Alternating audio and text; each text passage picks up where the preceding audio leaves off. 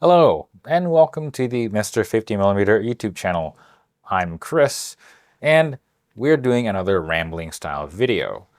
For this one, similar to others, I don't have a script, and we're going to talk about a couple things. One, we're going to talk about the finds that I recently got thrifting at thrift shops. We'll also then talk about the AstrHori hot shoe light meter, this thing right here. We're going to do a mini review. I thought about doing a full-size review for this, but I didn't think I had enough to say to justify doing one of those, so we're going to do it here.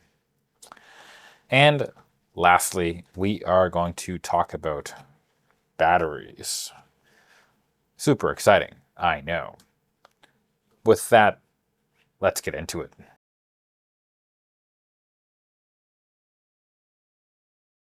What did I recently thrift? Well, let's start off with actual cameras. The first one is this here, a Minolta High 7, or not High 7, a Minolta Himatic 7S.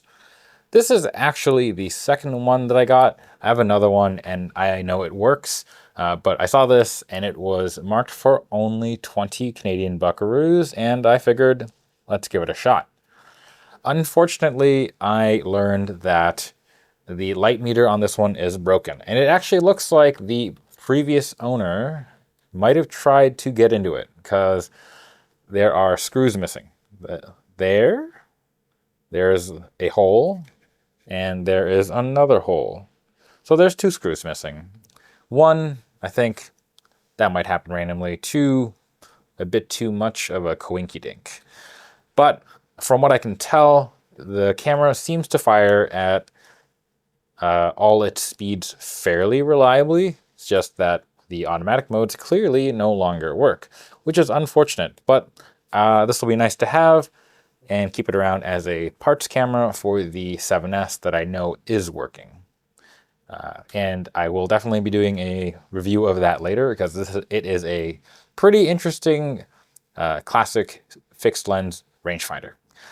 The next thing that I got is this, the Voigtlander Best-O-Matic with the Voigtlander Septon F2. Now this, I picked up at my local Thrifty shop for a pretty good price, around 45 Canadian buckaroos. That is less money than what the Septon goes for on its own. Admittedly, this Septon isn't perfect. There are a bit of marks on the lens, but otherwise, there's no fungus. There doesn't appear to be separation of elements. It mostly looks all right, and that's pretty cool. And this body, when I initially got it, didn't quite work perfectly,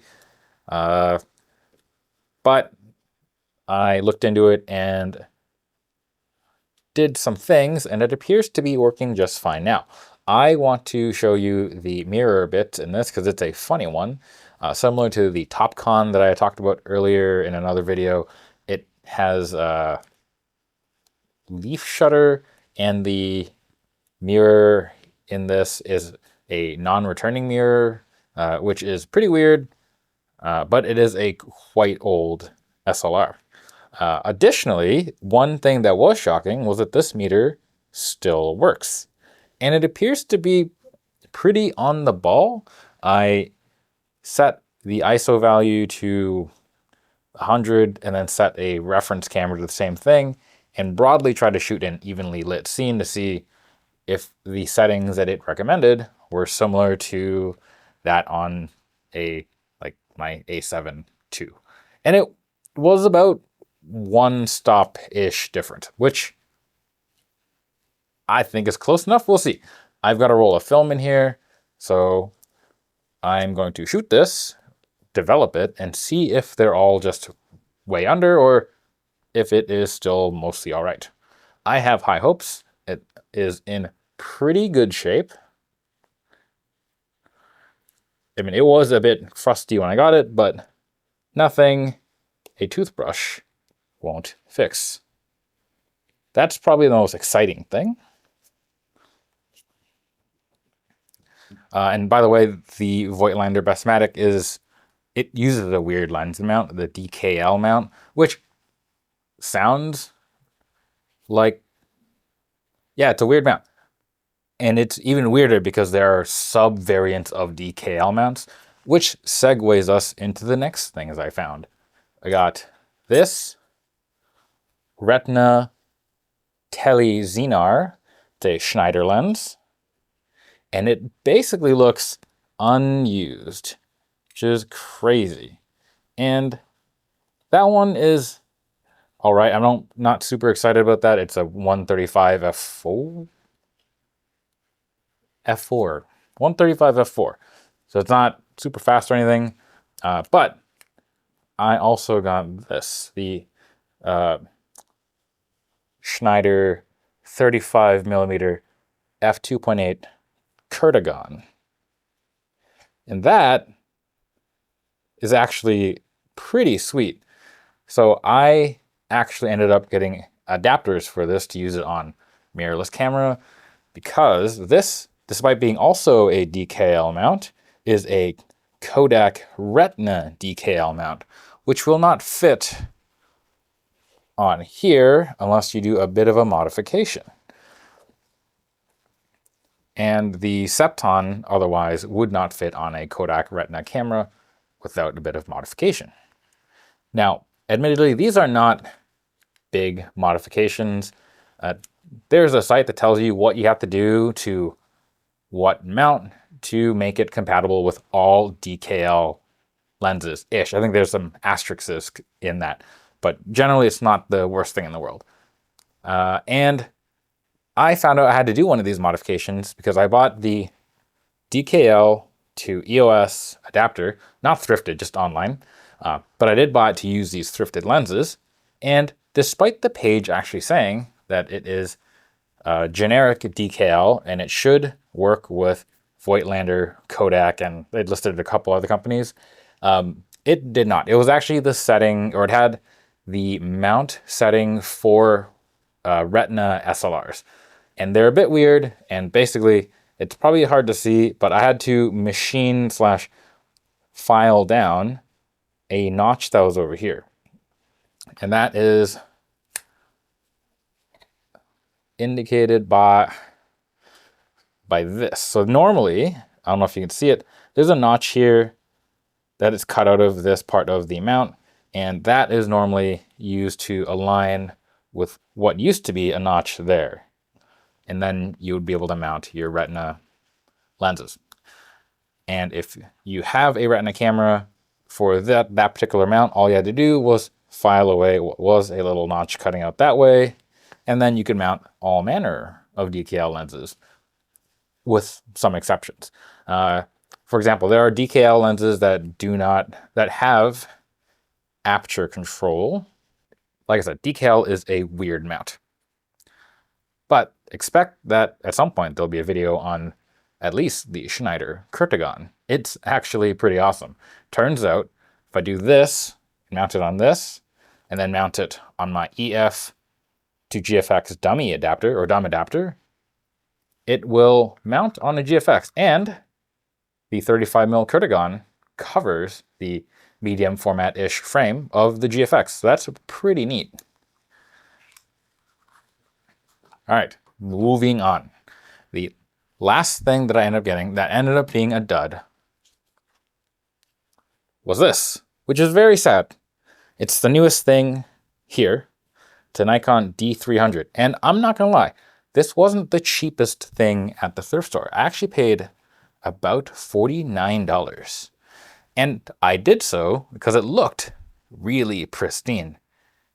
Like, there is not a mark on here. Nothing. There are screws missing from it now because I took it apart, but when I got it home, I went through a bunch of batteries, I went through a bunch of stuff, and the camera is just dead, which is a bit of a shame because I actually did kind of want to get that camera so I could compare it to the D200. But I'll be on the lookout for a D300 at some point in the future anyways, one that works. So expect that to happen. But as of right now, all I have is a broken D300S body, which was very sad. So yeah, that's the Thrifty finds in a not so small nutshell. We'll move on.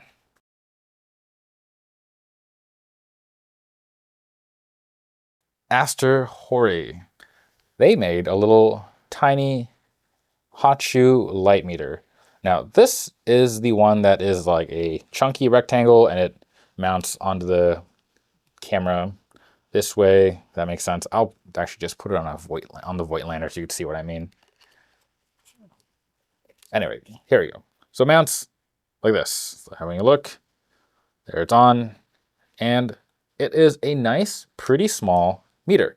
I actually think it is generally pretty good. So I took this meter and I've been using it on cameras that do not have meters. My Leica M3, no meter on there. I was also considering using it on cameras that have broken meters. Ergo, my Hymatic 7S, if I wanted to use the one that was broken for some reason and not my working one. I have other cameras that have meters that are dead. Typically, they are selenium meters that are dead. But yeah, so the point of this was to get to use them on meterless cameras. And I do want to say it is overall pretty nice. It's tiny, as you can see, and it has a fairly clear little OLED panel. Let's see if you read it. There you go. It is viewable in daylight, so I like that. It's recharged via USB-C down there. The whole construction is metal, so that's also pretty good for build. However, this is not perfect. There's actually a couple other light meters out there, like hot shoe light meters, and I kind of regret going with this one. There's a simpler one that has two knobs, and you can set the shutter speed, you can set aperture, and you can set an ISO by, I assume, lifting one and doing it like an old film camera, and it just gives you whether or not it's under, over, or just right, and it looks actually pretty nice and intuitive. The problem I have with this AstrHori one is, despite it having a neat little display so you can see what you're doing, controlling it is actually kind of turbo annoying. You do get a wheel, and that does let you manipulate things. For example, you should see my shutter speed change. And that's great. But the thing is, how do I switch to aperture control? Now, you only really have one button in the back, and that would be fine if this were maybe laid out a bit less, or if it were implemented a bit less awfully. But basically, you're stuck doing things like multiple taps on this back button to change your modes. I believe if I do one, it appeared to do nothing. So if I hold it for like half a second and let go, it gets this little jobby. There's a little symbol in the corner, and that means it is constantly sampling the area. It's taking samples and updating the value as required. And that is pretty useful. As otherwise, I do believe it just locks at one value until you sample again. Let's see. Yes. So you can press it and it'll sample and it'll hold it. So that's kind of nice. But again, how do we get to f-stop? So I believe, I haven't looked at the manual, and I typically have to with this thing, but I think it was 3 or 2 presses, and you have to maintain presses for like half a second and then press again. So 1, 2, nope, that wasn't it. Maybe it's 3. Maybe not. All right, it might actually be 3 long presses or 2 long presses. Let's try. I was wrong. So I actually can't figure it out. I don't remember what it was, and I tend to have to resort to pulling the manual open to remember or to be told how to switch into the other mode. And that's very annoying.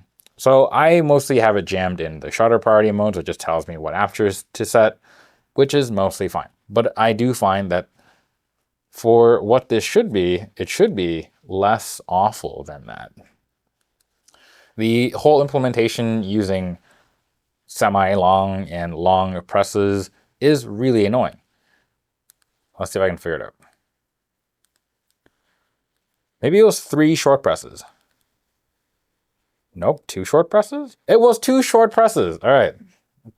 So 2 short presses.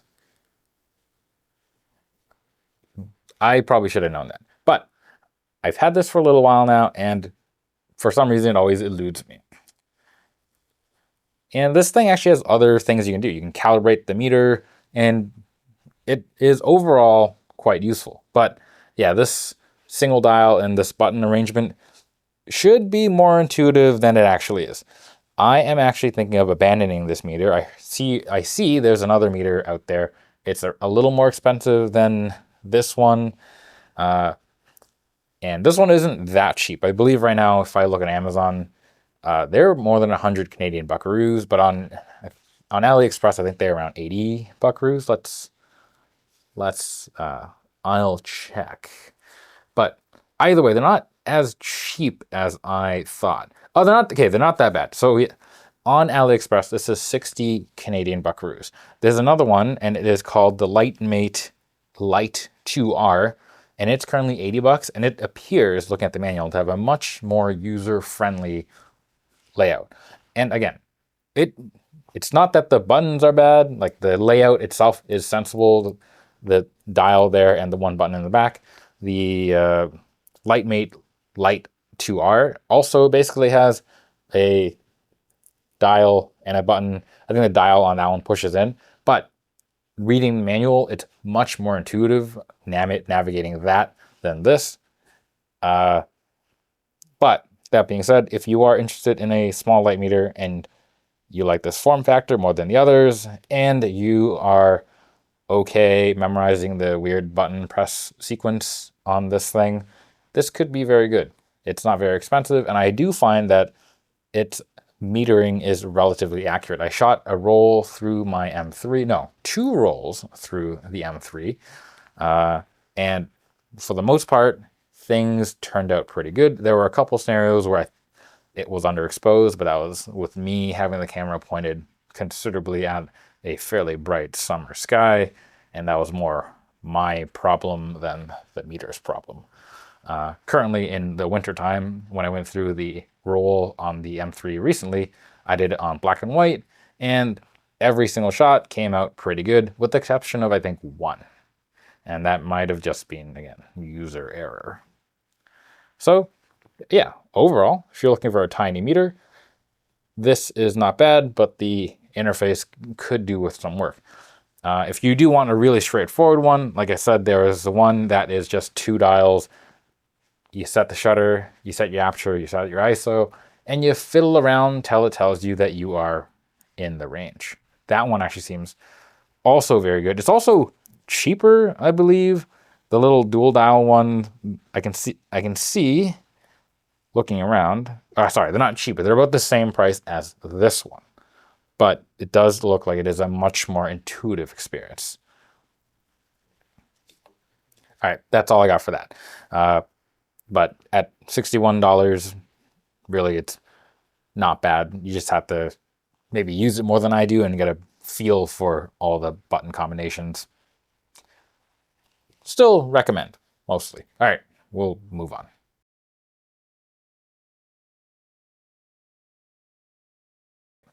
So for the last part, I wanted to talk batteries. So I do know that most people, a lot of people, are not like me. You don't have too many cameras.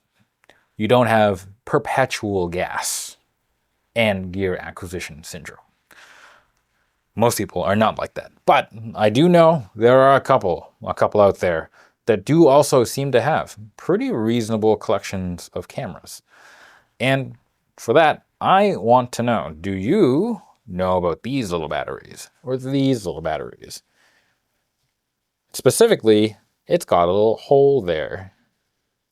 It's a USB-C port. Did you know that there are a ton of third-party manufacturers now making third-party batteries that have USB-C ports in them? Why is this important? Well, as a person that has many cameras and therefore many batteries, one of the most annoying things about all of these cameras and all of the batteries is charging them. And I actually got pretty sick of digging through a nearly endless river of chargers. And so I actually looked up and I realized that for a lot of batteries, there are third-party manufacturers making batteries that have USB-C ports in them. And that is actually really, really convenient. So this is an LPE6 battery, and therefore this goes back to as far as I think 5D Mark II, and giving a camera like that the ability to charge its battery via USB-C port is very nice. But even more impressive is this. This is an ENEL3. And these go in cameras like the Nikon D200. So I don't have to use the D200 charger. Although they will also charge with the regular D200 charger. But what I'm saying is now, when I want to shoot those cameras, D200, D700, and alike, I don't have to dig through and get the stupid charger out. I can just use this third-party battery and charge it via USB-C. And the nice thing about that is that a lot of my original Nikon batteries, or the Canon batteries, they were already getting old. So it's about time to retire those anyways. Bring them to ye olde pasture and put a pow-pow in the back of them, if you will.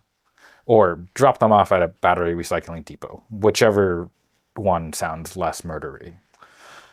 At any rate, I've begun replacing as many batteries as I can with third parties that have these USB-Cs. It's been very nice, and I have not had to open up my box of stupid chargers in quite a while. So that's great. Now, I know what you're thinking. Not all batteries have the option to buy with the USB-C port, and that's true. Not every battery was produced with one. One of the ones that I can think of that I would like to get is the battery for my EM1 Mark II. That is a huge battery, and it does not have a USB-C. It doesn't, well, like EM1 Mark II itself does not have the ability to charge via USB-C port, despite having one. It just doesn't have the ability to charge through it, which is super annoying. But what am I to do? Well, at this point, I really only have the regular stock charger and these things. So, for those of you who aren't aware, there are also a bunch of third-party battery chargers now that charge via USB port. Either just a USB-A, or they are chargers that can plug into USB-C and allow you to charge batteries via USB-C, which will then mean that you can charge any of the series of batteries via a USB-C port. And these are all very convenient because the USB-C port at this point in 2026 is everywhere. Even Apple's forced onto the bandwagon. So it's nice to be able to charge it with one cord. Doubly nice is when you're actually traveling. So that's probably the most applicable thing for people.